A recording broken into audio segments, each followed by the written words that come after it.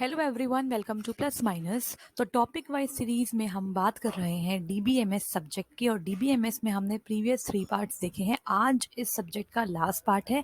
इसके बाद मैं डेफिनेटली प्रोग्रामिंग लैंग्वेजेस स्टार्ट करने वाली हूँ, जिसमें मैं मिक्स क्वेश्चन लेने वाली हूँ, सी प्लस प्लस, सी लैंग्वेज, जावा, और इफ़ पॉसिबल पाइथन को भी डिस्कस कर लेंगे, because Python for the TGT exam इतना इंपॉर्टेंट नहीं है, बट अगर हमारे पास टाइम बचता है तो हमें पढ़ना चाहिए। ठीक है, तो अगर आपको ये क्लास पसंद आती है तो प्लीज़ लाइक कर दीजिएगा, सब्सक्राइब करें हमारे चैनल को, और साथ ही साथ इसे शेयर भी करें अपने सभी फ्रेंड्स के साथ। आज हम बात करेंगे डीबीएमएस डेटाबेस मैनेजमेंट सिस्टम का पार्ट नंबर 4 की। इसके बाद फिर हम नेक्स्ट चैप्टर स्टार्ट करेंगे। तो आप एक बार ये देख लीजिए कि कैसे कैसे क्वेश्चन हर सब्जेक्ट से पूछे गए हैं, चाहे वो प्रैक्टिकल अप्रोच वाले क्वेश्चन हो या वो बिल्कुल थियोरेटिकल अप्रोच वाले क्वेश्चन हो। जिस जिस टाइप से जिस पर्टिकुलर टॉपिक से क्वेश्चन बन रहे हैं उन टॉपिक को अच्छे से रिवाइज करो, बिकॉज मैक्सिमम चांस है कि इसी सेम पैटर्न पे ही आपके क्वेश्चंस बनेंगे। ठीक है, और जो कुछ पॉइंट्स यहाँ पे मैंने मिस करे हैं, जो टॉपिक्स हम कवर नहीं कर पाए हैं, उनके लिए भी आपको प्रैक्टिस करनी है। और definitely after completion of all the chapter wise PYQ series में कुछ और भी आपके लिए प्लान करने का ट्राई कर रही हूँ। सो स्टार्ट करते हैं आज की क्लास को। In structured query language SQL what is the group by clause? तो काफी इंपॉर्टेंट क्वेश्चन है। ग्रुप बाय क्लॉज से भी क्वेश्चन दिखता है, या फिर हैविंग क्लॉज से भी क्वेश्चन कई बार आ जाता है। तो यहाँ पर ऑप्शंस दिए हुए हैं। Option number A is it groups the table with same name in the database. Second is it groups the rows together that contain the same value in a specific column. Third is it groups the column together that contains the same value in specific rows. And fourth is it combines data from two tables on specific condition. तो ये तो बिल्कुल ही wrong option है। Group by clause कभी भी दो table के बीच में कोई भी रिलेशनशिप मेंटेन नहीं करता है, तो ये तो बिल्कुल ही रॉन्ग हो गया। यहाँ पे ज्वाइन की बात नहीं कर रहे, we are talking about group by clause. तो समझते हैं पहले कि एसक्यूएल में ग्रुप बाय क्लॉज का मतलब क्या है। ग्रुप बाय क्लॉज का मतलब बेसिकली ये होता है, अगर किसी पर्टिकुलर कॉलम में जो हमारे पास डिफरेंट डिफरेंट रोज है, अगर वो डिफरेंट डिफरेंट रोज कोई सेम वैल्यू कंटेन कर रही है, तो हम उन रोज का एक ग्रुप बना सकते हैं यूजिंग ग्रुप बाय क्लॉज। तो इसका मतलब यहाँ पे ऑप्शन नंबर बी बिल्कुल ठीक होने वाला है, कि जो भी हमारे टेबल के अंदर रोज है, अगर उन रोज के अंदर सेम वैल्यू है किसी पर्टिकुलर कॉलम के रिस्पेक्ट में, तो उन सभी वैल्यूज का एक ग्रुप क्रिएट कर सकते हैं जिनकी सेम वैल्यू है। उसी को हम बोलते हैं ग्रुप बाय क्लॉज की हेल्प से बना हुआ एक ग्रुप। ठीक है, अब यहाँ पे सिंटेक्स की बात भी करेंगे और कुछ इंपॉर्टेंट पॉइंट्स की बात भी यहाँ पे कर लेते हैं। तो कुछ इंपॉर्टेंट पॉइंट जो ग्रुप बाय क्लॉज के साथ हमें पता होने चाहिए, मैं यहाँ मेंशन कर रही हूँ इंपॉर्टेंट पॉइंट्स। और एक चीज और, इसके बाद जो नेक्स्ट क्लास आने वाली है वो सी प्रोग्रामिंग लैंग्वेज पर बेस्ड होने वाली है, बेसिकली सी, उसके बाद सी प्लस प्लस। तो मैं सोच रही हूँ सारे प्रोग्रामिंग लैंग्वेजेस की मैं एक ही कंबाइंड सीरीज रखूं, जिसके अंदर मैं एट द एंड पाइथन भी डिस्कस कर लूंगी। हालांकि टीजीटी एग्जाम के लिए Python is not so important, but अगर इन केस कोई क्वेश्चन आ गया तो हमें उसके बारे में एक बेसिक आइडिया होना चाहिए। ठीक है, तो यहाँ पे कुछ इंपॉर्टेंट पॉइंट ये है कि जो ग्रुप बाय क्लॉज है, ग्रुप बाय क्लॉज, इसका इस्तेमाल हम करते हैं सेलेक्ट स्टेटमेंट के साथ। Is used with the select statement. ठीक है, तो ग्रुप बाय क्लॉज को यूज करने के लिए आपको सेलेक्ट स्टेटमेंट का यूज करना पड़ेगा, पहली बात तो। इसके अलावा जो इंपॉर्टेंट पॉइंट यहाँ बनता है वो ये है कि जो ग्रुप बाय क्लॉज है वो हमेशा वेयर क्लॉज के बाद आता है। मतलब वेयर जब कंडीशन लगाते हो, वेयर के बाद आपका ग्रुप बाय क्लॉज आता है। ये बहुत इंपॉर्टेंट है। कई बार पूछ लेते हैं कि ग्रुप बाय वेयर से पहले आता है या फिर बाद में इसकी प्लेसमेंट होती है। तो आप क्या बोलोगे, किसी भी क्वेरी के अंदर जो ग्रुप बाय क्लॉज है, group by clause is placed after the where clause. ठीक है, वेयर के बाद ही ग्रुप बाय लगाना है। इसके अलावा जो एक इम्पॉर्टेंट पॉइंट ये है कि कई बार हम ऑर्डर बाय क्लॉज भी लगाते हैं, इसके अंदर हम डिसेंडिंग या असेंडिंग ऑर्डर में ग्रुपिंग करते हैं। तो अगर ऑर्डर बाय क्लॉज भी है और ग्रुप बाय क्लॉज दोनों को एक साथ यूज करना है, तो हमेशा जो ग्रुप बाय क्लॉज है वो ऑर्डर बाय क्लॉज के पहले आएगा। ठीक है, तो group by clause is placed before, मतलब इसके बाद आप ऑर्डर बाय लगा सकते हो। Is placed before order by. Clause. अगर ये साथ में यूज करोगे तो ग्रुप बाय को आप पहले लगाओगे ऑर्डर बाय से। इसके अलावा हमें ये जानना है कि जो हमारा हैविंग क्लॉज होता है, हैविंग क्लॉज अगर हमें किसी ग्रुप के ऊपर कोई कंडीशन इंपोज करनी है तो हैविंग क्लॉज का इस्तेमाल करोगे। तो ग्रुप बाय क्लॉज के बाद लगाओगे having clause. Group by clause is placed before having clause. ठीक है, क्योंकि आपने जब ग्रुप बना दिया उसके बाद उस ग्रुप पे कंडीशन लगाने के लिए हैविंग का इस्तेमाल करेंगे। और अगर आप कोई कंडीशन लगाना चाहते हो तो हैविंग के साथ हम कंडीशंस को लगा सकते हैं। तो आई होप आपको यहाँ पे एक आइडिया मिल गया होगा किस तरीके से हम ग्रुप बाय का यूज करते हैं। अब मैं यहाँ पर एक एग्जांपल के साथ आपको बताती हूँ कि किस तरीके से हम इस्तेमाल कर सकते हैं ग्रुप बाय क्लॉज का। तो मैंने यहाँ पर आप सबके लिए एक स्क्रीनशॉट लिया हुआ है। ये देखो, ये एक टेबल का एक स्क्रीनशॉट है। लेट्स सपोज ये एक रिलेशन है हमारे पास। इसको समझ लेते हैं एक बार, जिनको थोड़ा सा डाउट भी है उनका डाउट क्लियर हो जाएगा अभी के अभी। ये एक रिलेशन है जिसमें सीरियल नंबर, नेम, सैलरी और एज हमारे पास क्या है, अलग अलग कॉलम्स है। मान लेते हैं इस रिलेशन का नाम एम्प्लॉय टेबल है। ये एम्प्लॉय टेबल है। ठीक है, करना क्या है, हमें यहाँ पे ग्रुप बाय लगाना है और देखना है किस तरीके से मैं ग्रुप बाय लगा के इसका आंसर लेके आऊंगी। तो मैं यहाँ पे एक क्वेरी लिख रही हूँ जिसके अंदर ग्रुप बाय का मैं इस्तेमाल कर रही हूँ। क्वेरी इस तरीके से है कि मैंने यहाँ पे सेलेक्ट करना है, सेलेक्ट नेम। ठीक है, सेलेक्ट नेम। अब क्योंकि यहाँ पे नेम अपर केस में तो आप अपर केस लिख सकते हो, लेकिन मैंने फॉर द टाइम बिंग आपके लिए लोअर केस लिखा है तो कंफ्यूजन ना हो जाए, इसलिए मैं एक काम करती हूँ, अपर केस में लिख लेती हूँ। Select name comma sum of salary.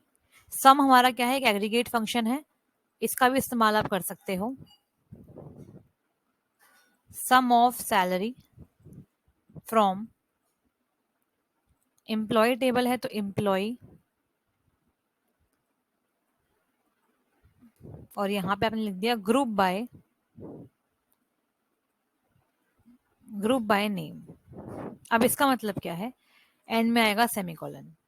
तो टेबल का नाम भी हम कैप्स में कर लेते हैं ताकि समझने में आसानी हो। ठीक है, क्योंकि यहाँ पर नेम में थोड़ा सा रहता है, जो आपने लिखा है वही नाम आपको यहाँ पे यूज करना है। एम्प्लॉय टेबल है, 4 इसके अलग अलग एट्रीब्यूट्स हैं और यहाँ पर हमारे पास 5 टपल्स हैं। ठीक है, अब स्टार्ट करते हैं। मैंने ये क्वेरी लिखी। अब इस क्वेरी से होगा क्या, इस क्वेरी से क्या होने वाला है कि जितने भी आपके एम्प्लॉय टेबल के अंदर एम्प्लॉयज हैं जिनके पास सैलरी है, ठीक है, उन सबकी सैलरी, अगर वो एम्प्लॉय एक से ज्यादा बार आ रहा है तो उसकी सैलरी का यहाँ पे सम हो जाएगा और नेम से वो ग्रुप बाय हो जाएगा।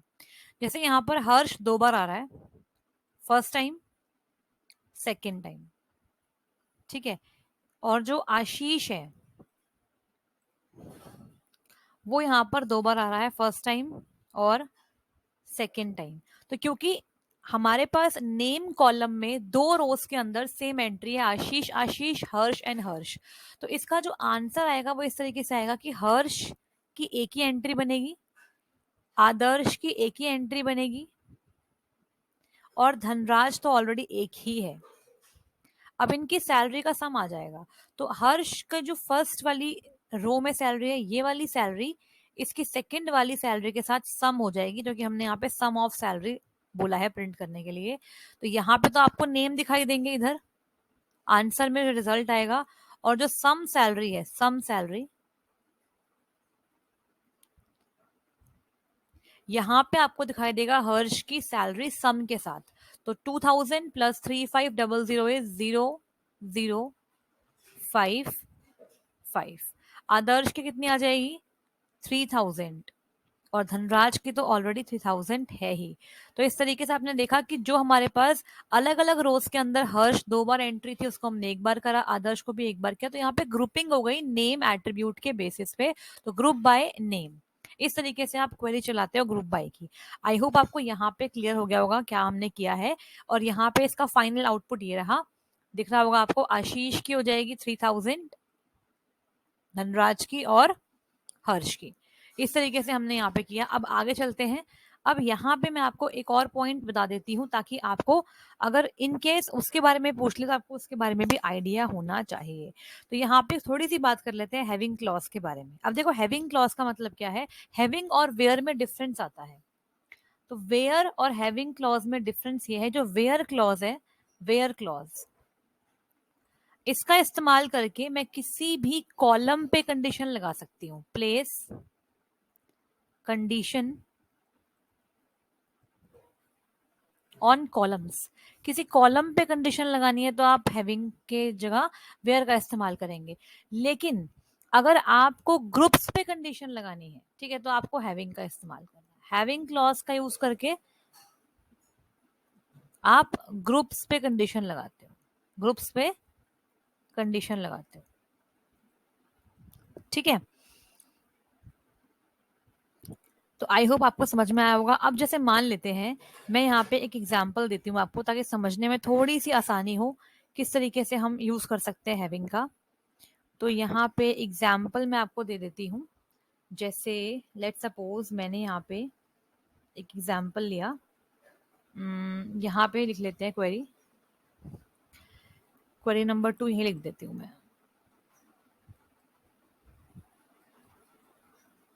ठीक है, हैविंग के साथ। क्योंकि सिंटेक्स से भी क्वेश्चन बनते हैं इसलिए मैं एक दो क्वेश्चन करवा देती हूँ ताकि आपको समझ में आए। तो एक काम कर लेते हैं, यहाँ पे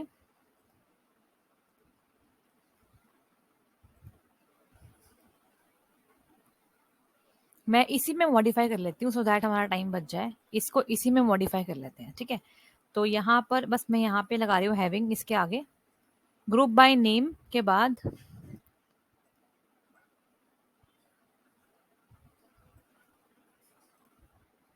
ग्रुप बाय नेम करने के बाद यहीं पे मैंने लगा दिया हैविंग सम सैलरी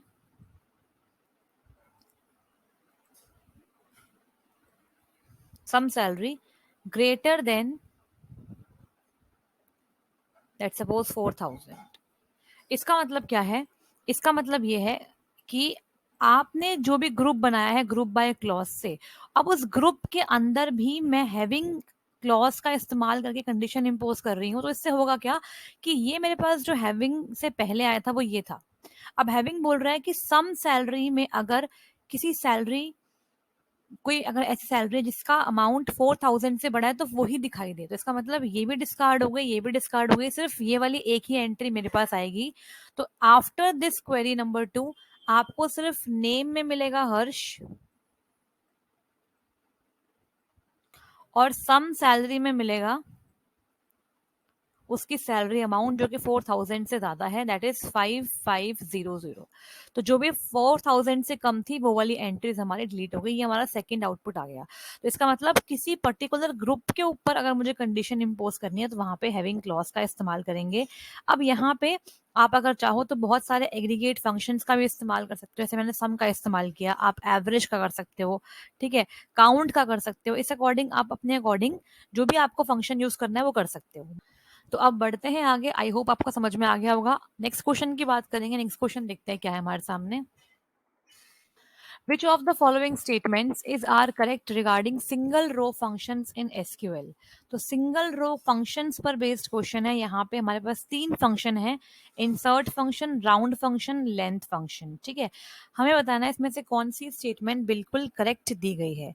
तो आपको पता है SQL बिल्ट इन लाइब्रेरी हमें देती है जिसके अंदर हम बिल्ट इन फंक्शंस का इस्तेमाल कर सकते हैं और अपने अकॉर्डिंग कोई भी जो आपको कन्वर्जन्स करनी है उसको आप कर सकते हो। तो अगर आप चाहते हो कि न्यूमेरिकल डेटा पे मैथमेटिकल ऑपरेशन करने हैं या फिर आपको किसी स्ट्रिंग पे कोई ऑपरेशन लगाना है तो आप ये सब चीजें कर सकते हो। कैसे करेंगे देखते हैं। तो सिंगल रो फंक्शंस भी होते हैं और मल्टीपल रो फंक्शंस भी होते हैं एसक्यूएल के अंदर। तो सिंगल रो फंक्शन का मतलब क्या होता है, वो फंक्शन जो किसी सिंगल रो पे काम करते हैं और हमें सिंगल ही आउटपुट मिलता है पर रो, ठीक है। तो लेंथ, जैसे एग्जाम्पल के तौर पे अगर हम बात करें लेंथ, लेंथ हमारा सिंगल रो फंक्शन है।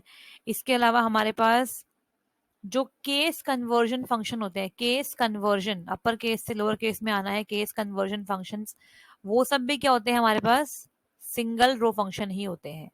फिर हम बात करते हैं मल्टीपल रो फंक्शंस की। मल्टीपल रो फंक्शंस जो होते हैं वो ग्रुप ऑफ रोज पे काम करते हैं और उन ग्रुप ऑफ रोज का हमें एक पर्टिकुलर रिजल्ट एक देते हैं रिटर्न करने के बाद, ठीक है। तो उन्हें हम ग्रुप फंक्शंस भी कह सकते हैं।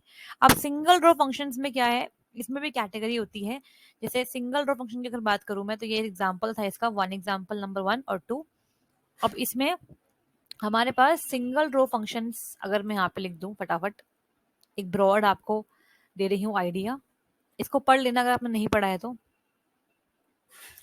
इसके अंदर हम पढ़ते हैं जर्नल फंक्शंस, कुछ होते हैं जर्नल फंक्शंस, ठीक है।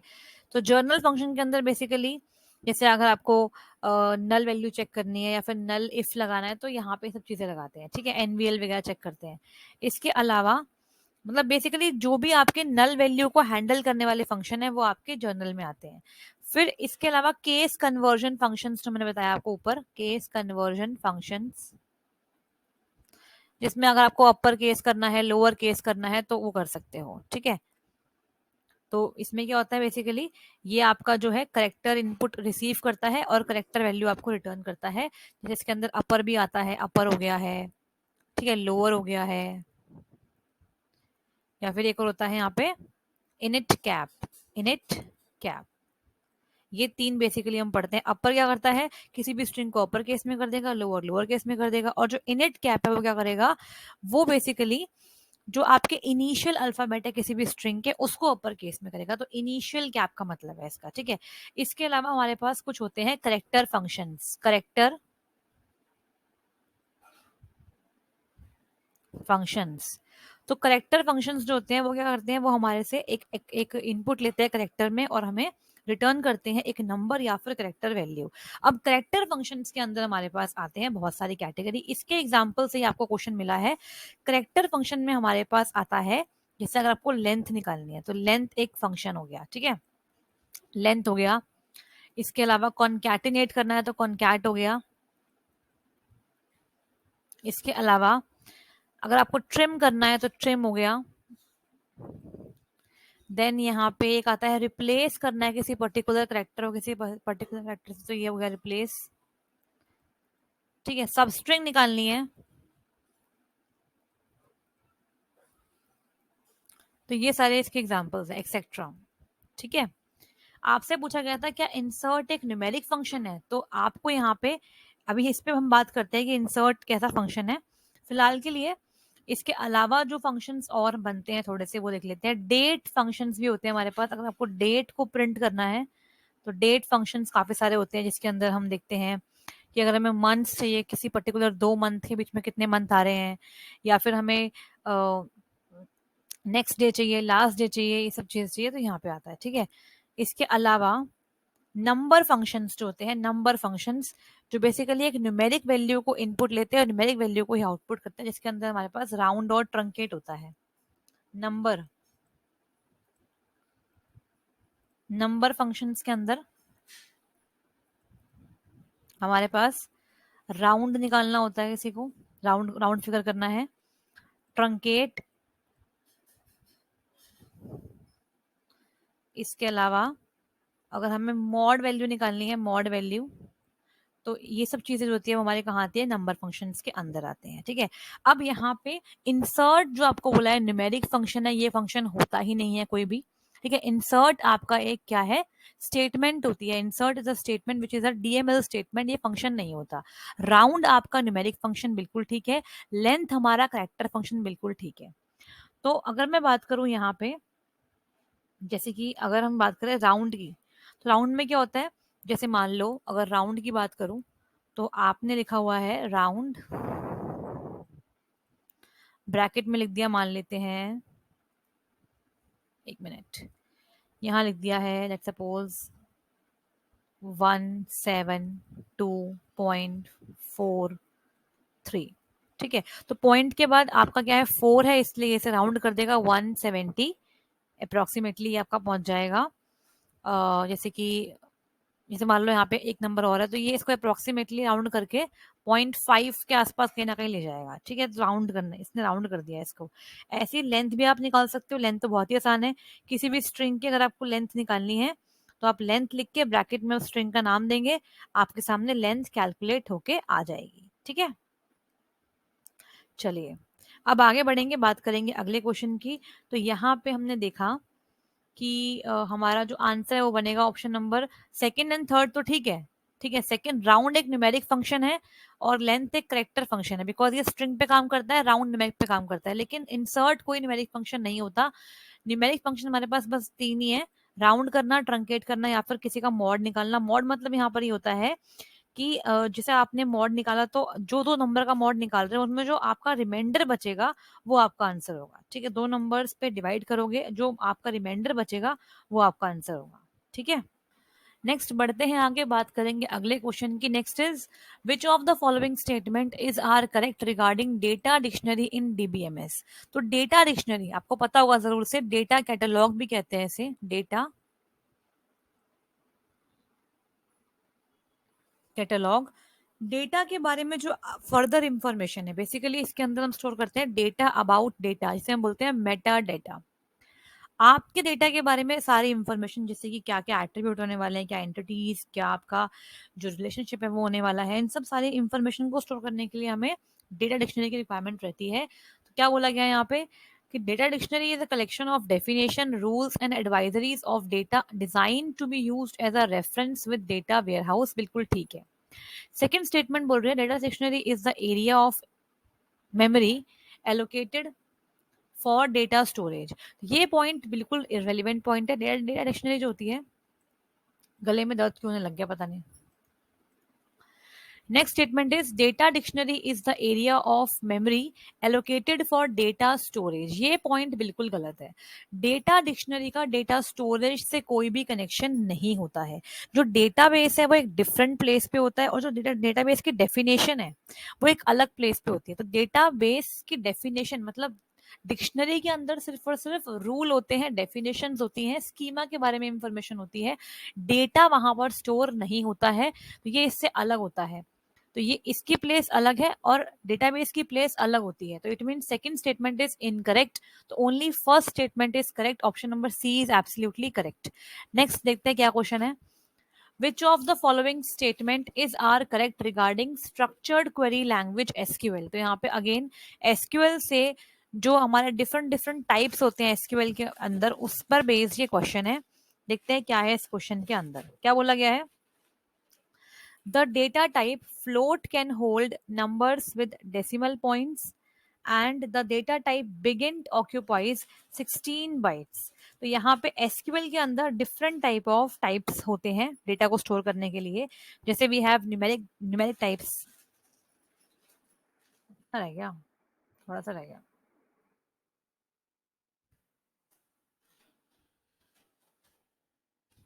नेक्स्ट बढ़ेंगे आगे, बात करेंगे अगले क्वेश्चन की। Which of the following statement is are correct regarding structured query language. तो एसक्यूएल से बहुत सारे क्वेश्चन यहाँ पे देखे जा रहे हैं और ये क्वेश्चन है डेटा टाइप से। एसक्यूएल में कौन कौन से डिफरेंट टाइप्स हम यूज करते हैं डेटा को स्टोर करने के लिए, उस पर बेस्ड ये क्वेश्चन है। क्या बोला गया था, data type float can hold numbers with decimal point. बिल्कुल ठीक बात है। The data type big int occupies 16 bytes, ये गलत है। अभी डिस्कस करते हैं ब्रॉडली क्या क्या होते हैं हमारे पास डिफरेंट एसक्यूएल डेटा टाइप्स। तो एसक्यूएल के अंदर we have different SQL types, जैसे कि we have numeric types, we have character and string types, date and time types, binary types, boolean types, enumeration type, array type and JSON data type. ठीक है, तो अब यहाँ पे बात कर रहा है फ्लोट की। तो फ्लोट और बिगिंट दोनों ही हमारे न्यूमेरिक डेटा टाइप के अंदर आते हैं। न्यूमेरिक डेटा टाइप जनरली हम यूज करते हैं न्यूमेरिक और करेक्टर टाइप्स का। तो न्यूमेरिक के अंदर मतलब जब भी हमें कोई न्यूमेरिक वैल्यू स्टोर करनी है, इंटीजर हो गया या फ्लोटिंग पॉइंट नंबर हो गए, तो वहां पे इस्तेमाल करते हैं न्यूमेरिक टाइप्स का, जिसके अंदर हमारे पास इंट आता है, बिग इंट आता है, फ्लोट आता है, न्यूमेरिक आता है एंड डेसिमल आता है। ठीक है, डेसिमल आता है। ये आते हैं हमारे न्यूमेरिक टाइप्स के अंदर। अगर हम बात करें करेक्टर की, जो कि करेक्टर बहुत पॉपुलर है, इसके साथ साथ इसे भी डिस्कस कर लेते हैं। Character data type, character data type इसके अंदर हमारे पास आता है कैर, वेर कैर। कैर और वेर कैर में क्या डिफरेंस है इसको क्लियर कर लेना। और टेक्स्ट, ठीक है। इसके बाद और बहुत सारे होते हैं, जैसे अगर आपको बुलियन टाइप स्टोर करना है तो ट्रू और फॉल्स के लिए हमारे पास बूल होते हैं और बुलियन होते हैं, ठीक है। इसके अलावा हमारे पास जो बाइनरी डेटा फाइल्स होती हैं उसके लिए हमारे पास BLOB, ब्लॉब और बाइनरी नाम से भी टाइप्स अवेलेबल होते हैं। डेट एंड टाइम के लिए हमारे पास टाइम स्टैम्प होता है, डेट टाइम ये सब चीजें होती है, ठीक है। तो यहाँ बोला गया था कि फ्लोट जो है वो नंबर्स को होल्ड करता है, बिल्कुल ठीक बात है। और डेसिमल पॉइंट मतलब फ्लोटिंग पॉइंट नंबर को स्टोर करता है, ये ठीक पॉइंट है। लेकिन सेकंड पॉइंट बोला है कि बिगिंट जो टाइप है वो 16 बाइट का होता है, तो ये रॉन्ग है। जो बिगिंट होता है, बिगिंट और इंट दोनों में डिफरेंस क्या है, इनकी रेंज का डिफरेंस है, ठीक है। इंट में हम बेसिकली यहाँ पर 4 बाइट्स तक डेटा को स्टोर कर सकते हैं और बिगिंट में हम 8 बाइट्स तक के डेटा को स्टोर कर सकते हैं, नॉट 16, 8 बाइट्स, ठीक है। तो यही यहाँ पूछा गया था। रेंज आपसे नहीं पूछेंगे, बट अगर पूछ लेंगे तो आपको रेंज का भी आइडिया होना चाहिए। तो जो इंट है वो एक सर्टेन कैटेगरी तक ही नंबर्स को रख सकता है, लेकिन बिगिंट के अंदर एक लार्जर इंटीजर टाइप को आप स्टोर कर सकते हो। इसके अलावा हमारे पास स्मॉल इंट भी होता है, टाइनी इंट भी होता है। अगर हम बात करें स्मॉल इंट की, स्मॉल इंट और टाइनी इंट। स्मॉल इंट हमारा होता है 2 बाइट्स का, बहुत छोटे इंटीजर के लिए होता है ये। और एक होता है टाइनी इंट, ये हमारा 1 बाइट का होता है, ठीक है। तो आई होप आपको यहाँ पे इसका आंसर मिल गया होगा। तो option number A he correct है, जो कि बिग इंट का जो साइज है वो 16 बाइट्स नहीं होता, 8 बाइट्स होता है। It means only first statement is correct regarding SQL data types. Next बढ़ते हैं आगे, बात करेंगे अगले क्वेश्चन की। Consider the following relation schema of students. एक स्टूडेंट नाम का टेबल है जिसके अंदर roll number, name, DOB, marks और जेंडर एट्रीब्यूट है। रोल नंबर के नीचे आपको दिख रहा है अंडरलाइन, मतलब ये की एट्रीब्यूट है, प्राइमरी की है रोल नंबर स्टूडेंट टेबल की। Which of the following query is equivalent to this query in English. आपको बेसिकली यहाँ पे बताना है कि जो यहाँ पे इंग्लिश में स्टेटमेंट लिखी है वो स्टेटमेंट किस क्वेरी से फुलफिल हो रही है, कौन इसका डायरेक्ट रिप्रेजेंटेटिव है। फाइंड द टपल्स मतलब रोज of the student having marks above 80। तो हमें उन स्टूडेंट्स के मार्क्स निकालने हैं, उन स्टूडेंट्स का डेटा निकालना है बेसिकली जिनके मार्क्स 80 से बड़े हैं, 80 से ज्यादा है, ठीक है। तो यहाँ पे आपको कुछ सिंबल्स दिख रहे होंगे। अगर हम बात करें रिलेशनल एलजेब्रा की, रिलेशनल एलजेब्रा, तो रिलेशनल एलजेब्रा जो है वो हमारी प्रोसीजरल क्वेरी लैंग्वेज होती है जिसका इस्तेमाल करके हम डेटाबेस के अंदर जो डेटा है उसे मैनिपुलेट कर सकते हैं। इसमें सर्टेन सेट ऑफ ऑपरेशंस का यूज कर सकते हैं और यहाँ पे जो ऑपरेटर है वो यूनरी भी होते हैं और बाइनरी भी होते हैं। अगर हम बात करें यहाँ पे सबसे पहले दो मोस्ट इंपॉर्टेंट यूनरी ऑपरेटर की, तो वो होते हैं प्रोजेक्शन और सिलेक्शन। प्रोजेक्शन जिनका यहाँ पे यूज करा गया है, प्रोजेक्शन या फिर सिलेक्शन, दो है हमारे पास। ये हमारे यूनरी ऑपरेटर है, selection. These are the unary operators. तो इसका सिंबल जो होता है वो होता है इस तरीके से पाई सिंबल, और इसका होता है सिग्मा, ठीक है। फर्क क्या होता है, प्रोजेक्शन जो हमारा ऑपरेटर है वो क्या करता है, वो हमारे डेटाबेस के अंदर से अगर कोई पर्टिकुलर कॉलम निकाल के लेके आनी है तो उसके लिए इस्तेमाल करते हैं प्रोजेक्शन का, ठीक है। तो अगर आपको किसी रिलेशन में से स्पेसिफिक कॉलम्स को निकालना है और अदर कॉलम को डिस्कार्ड करना है तो यहाँ पे हम इस्तेमाल करेंगे प्रोजेक्शन का। तो सेलेक्ट स्पेसिफिक कॉलम्स,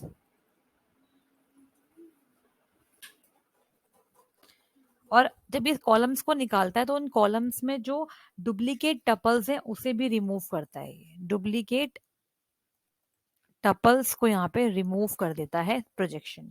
सिलेक्शन जो है, सिलेक्शन बेसिकली जितनी भी आपके टपल्स है, अगर उन सब टपल्स में से आपको कोई छोटा सबसेट चाहिए तो रोज को अगर सिलेक्ट करना है, सेलेक्ट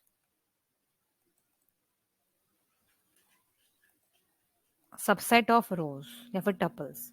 तो जो भी आपने सिलेक्शन में कंडीशन दी है उस कंडीशन के बेसिस पे अगर आपको बहुत सारी रोज में से कुछ सर्टेन रोज का सबसेट चाहिए तो वहां पे सिलेक्शन का इस्तेमाल करेंगे। तो यहाँ बोला गया है कि हमें उन रोज को निकालना है। रोज अगर आगे है तो इसका मतलब अगर रोज को निकालना है तो सबसे पहले सिंबल हमारा क्या होगा, सिलेक्शन का होगा। तो यहाँ पे हमें बोला है find the rose of a student having marks above 80। तो आगे अगर रोज है, इसका मतलब आगे वाला सिंबल जो होगा वो रोज वाला होगा, तो कौन सा होगा, सिलेक्शन सिंबल होगा। सिलेक्शन सिंबल या तो सिग्मा होता है या फिर एस से भी दिखा सकते हो आप। इसका मतलब ये आंसर हो सकता है और ये हो सकता है, ये तो आंसर नहीं होगा। क्यों नहीं होगा, क्योंकि स्टार्टिंग में सिंबल आपका पाई अगर आएगा तो कॉलम चूज हो जाएगा, बट हमें कॉलम नहीं, हमें तो रोज चूज करनी है ना।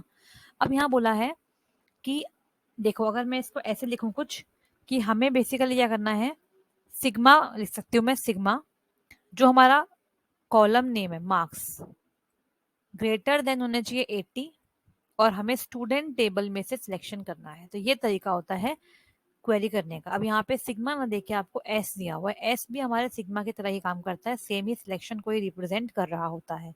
तो सेलेक्ट करो मार्क्स कॉलम को जहाँ पे मार्क्स 80 से ज्यादा है स्टूडेंट टेबल में। ये एक पर्टिकुलर क्वेरी है जो बिल्कुल ठीक है। It means option number first is absolutely correct. ठीक है, इस तरीके से हमें करना पड़ता है, तभी हमारी पर्टिकुलर जो हमारी क्वेरी है वो सही तरीके से काम करने वाली है। बढ़ते हैं आगे, बात करेंगे अगले क्वेश्चन की। Next is write the name of the relational algebra operation as per the given order of their notation. तो आपको इन सभी रिलेशनल अलजेब्रा ऑपरेशन का नाम बताना है, क्या क्या नाम है।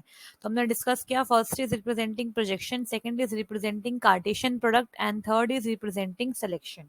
ठीक है, तो कार्टेशियन प्रोडक्ट बोलो या फिर इसे हम क्रॉस प्रोडक्ट या क्रॉस ज्वाइन भी कह सकते हैं, क्रॉस प्रोडक्ट या फिर क्रॉस ज्वाइन भी कह सकते हैं। तो इसका मतलब होता है अगर मुझे दो टेबल्स को आपस में मर्ज करना है उनके कॉलम्स को, तो इस्तेमाल करते हैं हम कार्टेशियन प्रोडक्ट का। फॉर एग्जांपल मेरे पास अगर एक ए टेबल है जिसके अंदर लेट सपोज मान लेते हैं कि यहाँ पर हम मान लेते हैं दैट वी हैव 5 × 3 का है, ये 5 रोज है और 3 कॉलम है, और एक बी रिलेशनशिप है, मतलब बेसिकली रिलेशन नहीं है, रिलेशनशिप नहीं है, रिलेशन है। इसके अलावा हमारे पास एक बी रिलेशन है जिसके अंदर मान लेते हैं 4 × 4 का है, 4 रोज है और 4 क्या है, कॉलम्स है। अब अगर हमें यहाँ पे इन दोनों टेबल्स में कार्टेशियन प्रोडक्ट लगाना है, ए क्रॉस बी करना है, तो इसका आंसर क्या आएगा। जब मैं ए क्रॉस बी करूंगी तो जो इस वाले टेबल का, ए क्रॉस बी वाले टेबल के जो कॉलम्स बनने वाले हैं, कॉलम्स वो बनने वाले हैं A M plus B N. ठीक है, और जो हमारे पास इसमें रोज बनने वाली है वो बनने वाली है ए एम इंटू में बी एन। अब इसका मतलब क्या है, इसका मतलब ये है कि अगर मैंने ए और बी ये लिया है तो यहाँ पे आंसर क्या आ जाएगा, 5 × 4 20 हमारे पास क्या हो जाएगी, रोज हो जाएगी। रोज और जो कॉलम्स हैं ए क्रॉस बी में जो कॉलम्स हैं वो कितने हो जाएंगे, वो हो जाएंगे हमारे पास 3 + 4 कितने हो गए, 7 हो गए। ठीक है, 3 + 4 कितने हो गए, 7 हो गए। इस तरीके से तो हमने यहाँ पर m और n का इस्तेमाल किया है। m बेसिकली रोज को दिखा रहा है, m दिखा रहा है रोज को, और n दिखा रहा है कॉलम्स को। तो यहाँ पर अगर m मतलब 5 रोज थी और यहाँ पे 4 रोज थी, तो कॉलम निकालने के लिए हम दोनों को ऐड कर देंगे, 7 हो जाएगा। और अगर रोज निकालनी है तो m इंटू एन, 5 × 4 = 20 करेंगे तो कितना हो जाएगा हमारे पास, 20 इस वाले टेबल की रोज आ जाएंगी। इस तरीके से निकालते हैं कार्टेशियन प्रोडक्ट। सिलेक्शन आप जानते हैं स्पेसिफिक रोज को निकालता है, प्रोजेक्शन स्पेसिफिक कॉलम को निकालता है। तो यहाँ पे इनके सिंबल्स से भी क्वेश्चन आ सकता है। बढ़ते हैं आगे, बात करेंगे अगले क्वेश्चन की। अच्छा, आपसे पूछ सकते हैं कि ज्वाइन का सिंबल क्या है, ज्वाइन का। ठीक है, तो ज्वाइन का सिंबल कुछ इस तरीके से होता है। ज्वाइन होता क्या है बताया मैंने आपको पहले। ज्वाइन बेसिकली आपका कार्टेशियन प्रोडक्ट है लेकिन followed by a selection condition. ठीक है, बढ़ते हैं आगे। Next is what is denormalisation in relational database management system? तो सिंपल सी बात है, अगर नॉर्मलाइजेशन का मतलब होता है डेटाबेस के अंदर जो रिपीटिशंस है, जो हमारे डुप्लीकेसी ऑफ डेटा उसे रिड्यूस करना होता है, तो डीनॉर्मलाइजेशन का मतलब होता है कि जो हमारे टेबल की रिपीटिशंस हैं या जो हमारे पास बार बार जो जो वैल्यूज रिपीट हो रही हैं, जहाँ पे वी हैव डुप्लीकेसी, उनको हमें इंक्रीज करना है। तो the process of increasing redundancy to improve the performance, इसे बोलते हैं डीनॉर्मलाइजेशन। ठीक है, आगे बढ़ते हैं। Next is which of the following statement is are correct regarding count functions in SQL of relational database management system? तो count function से भी क्वेश्चन आता रहता है। count star का मतलब क्या है, count का मतलब क्या है, तो मैं एक बार आपको थोड़ा सा ब्रीफ कर देती हूँ इसके बारे में, फिर हम आगे चलेंगे। ठीक है, तो जैसे मान लेते हैं, अगर मैं यहाँ बोला गया है काउंट स्टार। अच्छा, मैं यहाँ पे ना एक बार पहले समझाती हूँ, उसके बाद क्वेश्चन की हम बात करेंगे। आपको पता होना चाहिए कि काउंट जो है वो आपका एक एग्रीगेट फंक्शन है, जिसका इस्तेमाल आप फ्लेक्ट के साथ करते हो। ठीक है, और इसका इस्तेमाल आप वेयर के साथ भी कर सकते हो, मतलब वेयर कंडीशन भी आप लगा सकते हो इसके ऊपर। अब हम बात करते हैं कि काउंट स्टार क्या है। काउंट स्टार को समझते हैं। तो काउंट स्टार जो है वो बेसिकली करता क्या है, ये एक फंक्शन है जिसकी हेल्प से हम हमारे जितने भी रोज हैं उन्हें काउंट कर लेते हैं। ठीक है, जितने भी रोज हमारे टेबल में प्रेजेंट है उन सबको ये काउंट करता है, including the null and non null values. अगर आपने लिखा है सेलेक्ट स्टार, एक मिनट, सेलेक्ट स्टार ना लिख के हम सेलेक्ट काउंट स्टार कर लेते हैं। Select count star from EMP. तो इसमें क्या होगा, ईएमपी टेबल में जितने भी आपकी रोज हैं, लेट्स सपोज आपकी 5 रोज है, तो आपको आंसर 5 मिल जाएगा। अब उन 5 रोज के अंदर अगर नल वैल्यू है तो भी काउंट हो जाएगी, और नॉन नल वैल्यू है तो भी काउंट हो जाएगी। तो काउंट स्टार जो होता है वो आपकी नल प्लस नॉट नल दोनों वैल्यू को काउंट कर लेता है, नॉट नल वैल्यूज को काउंट कर लेता है।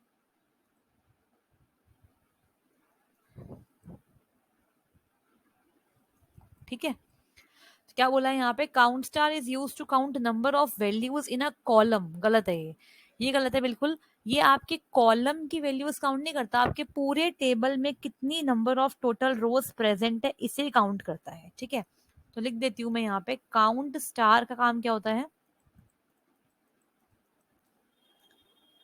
काउंट्स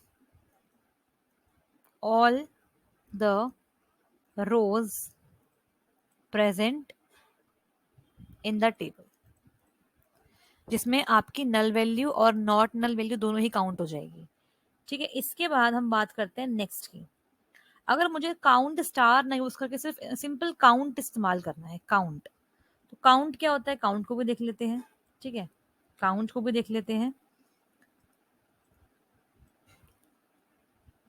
काउंट के ब्रैकेट में बेसिकली यहाँ पे हम कॉलम नेम लिखते हैं, कॉलम नेम, जिस भी कॉलम के रिस्पेक्ट में काउंट करना है वो लिखते हैं। अब यहाँ पे हम काउंट के साथ डिस्टिंक्ट क्लॉज का इस्तेमाल करते हैं अगर मुझे यूनिक या फिर नॉट रिपीटेड वैल्यूज चाहिए होती है। तो यहाँ पे क्या बोला मैंने, द एसक्यूएल जो काउंट स्टेटमेंट है, जो काउंट फंक्शन है, बेसिकली स्टेटमेंट नहीं है, उसका इस्तेमाल अगर हम करते हैं डिस्टिंक्ट क्लॉज के साथ, तो ये आपको काउंट करके देगा सारी नंबर ऑफ रोज, और उन्हीं रोज को डिस्प्ले करेगा ये अगर जिनमें यूनिक या फिर नॉट रिपीटेड वैल्यूज होंगी। ठीक है, पहली बात तो ये नल वैल्यू काउंट नहीं करता। ठीक है, नल वैल्यू काउंट नहीं करता, लेकिन जो हमारी रिपीटेड वैल्यूज है उन्हें काउंट कर लेगा। तो अगर आप अवॉइड करना चाहते हो कि ये आपकी रिपीटेड वैल्यूज को काउंट ना करे, तो उस केस में आपको डिस्टिंक्ट क्लॉज का इस्तेमाल करना पड़ेगा। ठीक है, क्या लिख देते हैं, count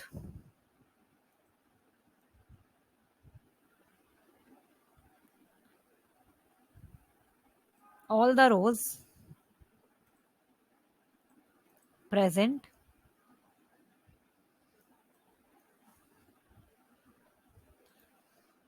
in the table only not null,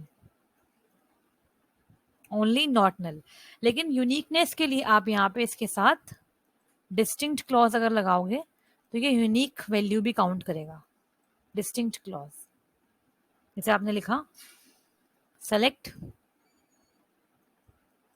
count, distinct,